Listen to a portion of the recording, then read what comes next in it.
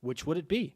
Let's ask that question to our next and first guest of the day, Justin Anderson, BYU football director of player personnel and on-campus recruiting. Did I get that right? That sounds good. Okay.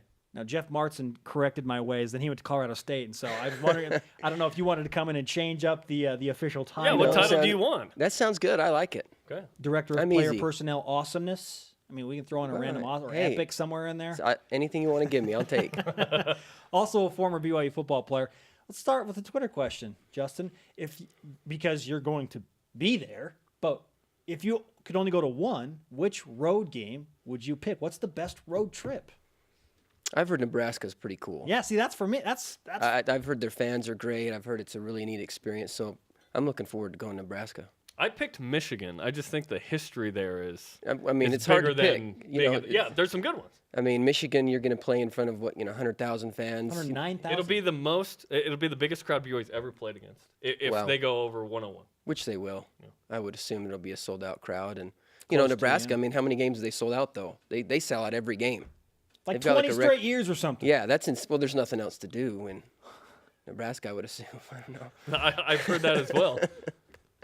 The thing is, it's the first game for me. So I feel like, man, at Nebraska to open the season, hard to ask for something better for a BYU fan. Yes. I mean, that's really I look forward to it. Tough to beat. Hey, you were the wide receiver coach at Nicholls State in Louisiana. Is it Thibodeau? Nice try. Oh. Thibodeau? It's Thibodeau. Thibodeau. Okay. Yes, Cajun. Okay, so it's Okay. Cajun. Yeah, Like first time I Tom got Thibodeau? there, correct. Okay. First time I got there, I couldn't say half the terms down there.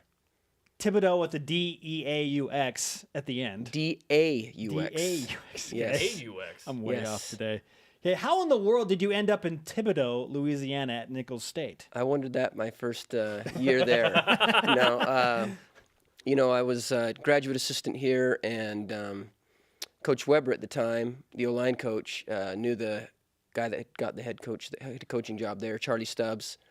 And I interviewed and was lucky enough to get an opportunity to go down there. And my wife was extremely excited because her family is from Thibodaux. What in the world? Yeah, so what are the odds? When I told my wife, I said, I might get a chance to go coach at Nicholls State. She started to cry, so excited. I'm like, oh, is that good or bad? Are you sad? But it was a great experience, different. The people down there are incredible.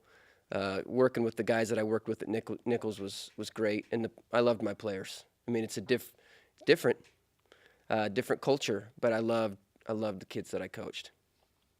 So you played at BYU from 2000 2002, and then were eventually a GA, and then you went to Nicholls State. Now you're here. Is that the road you took? Actually, kind of. I went to Florida. I worked for a law firm, kind of doing marketing for 2 years, and then I coached high school football with my brother Tyler Anderson for 4 years, and then back to BYU to be a GA, and then to Nicholls. Gotcha. So of Orem High fame, is that? Orem High fame. That is correct. Is the Anderson family the fastest family to ever run at Orem High School? Well, I would hope so. I think I don't know who else has a family that everyone did track. Most of our family did track. So my brother he's the claim to fame of our family, though. Yeah. Can you run a 4.940 right now, Coach? I would hope so. I don't know. I asked that because I tried it on Thursday. I saw that, We were thinking about possibly recruiting you, and then we saw the time, and then we just crossed you right off the board right there. Headwind, aerated grass. This gives us an idea as the recruiting coordinator what they're looking at. No. You need to have at least 4.9 speed to play at BYU. Okay, noted. Okay, so you go from To be Nicholls an State O-lineman, that is. now to BYU. What do you bring from your experience at Nicholls State that makes you a unique director of player personnel and recruiting coordinator at BYU? Well, I think having been able to be in the South, football is different down there. I never knew that. I grew up in the West. I grew up in Utah, which Utah has great football. I think people are starting to realize that. I've always believed Utah had great football. But it is it's different down there. I mean, it is literally a way of life for those people. And so having been down there, recruited down there, I recruited Louisiana, Mississippi, Alabama, Georgia, Florida. I coached in Florida. It's a different feel, and having been able to be around and see how they do things and what they do in their recruiting process, some of the things that they do to evaluate kids, I hope can pay dividends to help us here to continue to grow. So have you expanded BYU's recruiting map and contacts by your experience? Well, I don't know about that yet. You know, they've already kind of started some of that by the time I got here, but I hope to maybe take some of those things that I've learned and some of the people that I've met down there, the connections that I have, and see if we can't plug into some of that down there. Looking at the talent that is on this BYU roster this year and maybe some guys you have on the radar, how does BYU's talent level stack up against some of those other major teams like Nebraska and Missouri and UCLA, these teams that they're going to face in 2015? I think we're going to be great. I think from what I can tell, we're recruiting the right kinds of kids. I think we want to get the best of the best, and that's everyone's goal. I mean, you don't go and say, no, that guy's terrible, let's recruit that guy, right? So we want to get the best of the best. I think BYU's headed in that direction, always has, and we'll continue to compete in that recruiting aspect. But it is a different recruiting game here. So, you know, you're going to go to the South, and it's really, I don't know what their standards, but it's not like academically as competitive, I would say, at some of those schools maybe as it is at BYU. I mean, BYU's a very good academic school. There's an honor code. There's a whole lot more that you kind of have to consider at BYU, that those places he can play football, and that's all that matters, if that makes sense. Yeah. So it's a little bit different, but I think BYU's talent level is extremely good and going to get better. So moving forward, give us an idea of maybe some of your philosophy as a recruiter now that you're in charge of that at BYU, given those things that you just said. Well, I think, I think if you look at all the teams across the country, the most important thing is you want to win your state first. It doesn't matter what program, Florida, Louisiana, Alabama, those guys want to win their state. They want to get the best kids from their state first. And then from there, they want to expand and find the best available kids, whoever that is, the best of the best outside of your state. And that's, I think, BYU's goal as well. Now, obviously, we want to recruit kids that have the same standards and desires and guys that want to go on missions and those types of things. That's important, and that will always be important at BYU. So that will be our goal, is to get the best of the best LDS kids, and then we want to get the best of the best anybody else that's available. What do you see as your number one challenge in your new responsibility here at BYU? Well, I think the challenge is always going to be making sure that we're recruiting the right kids, and that we're using all of our available assets that are out there. You know, BYU has a huge national recruiting base, essentially. I don't know how many programs do it like BYU, but really we can recruit anywhere.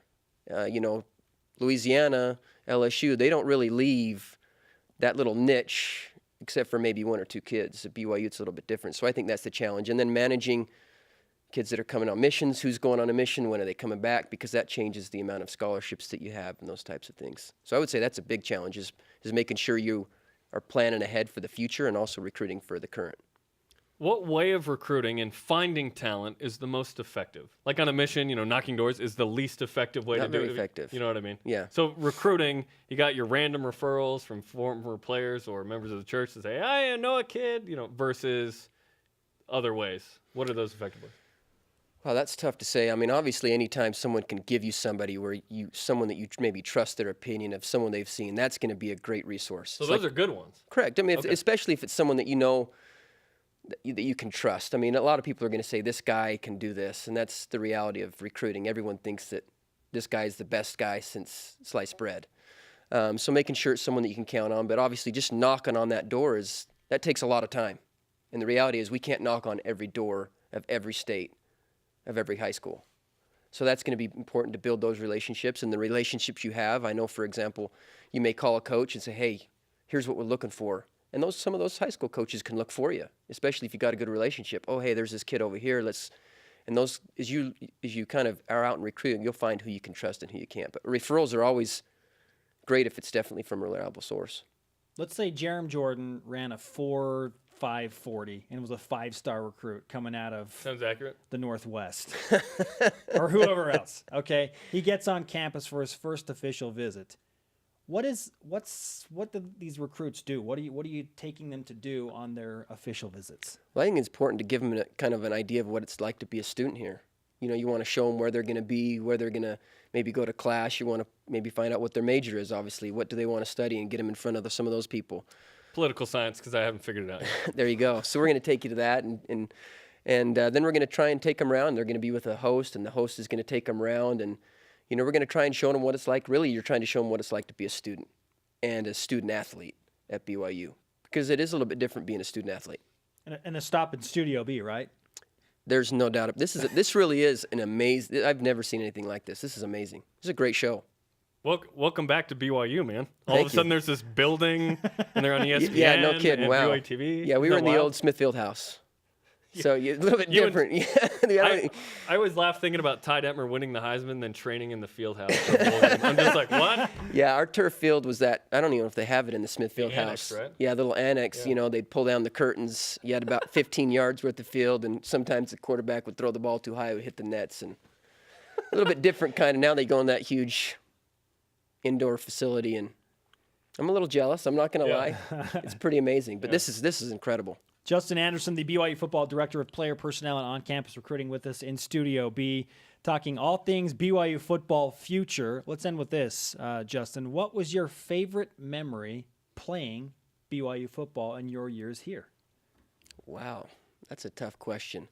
I think my favorite memory, and I love the guys that I play with. My biggest memories are some of the guys that I kind of strapped on the pads with and walked out on that field with. I can, you know, from Justin Enna, who's become a lifelong friend, who's now the linebackers coach at Utah. I was giving him a hard time the other day.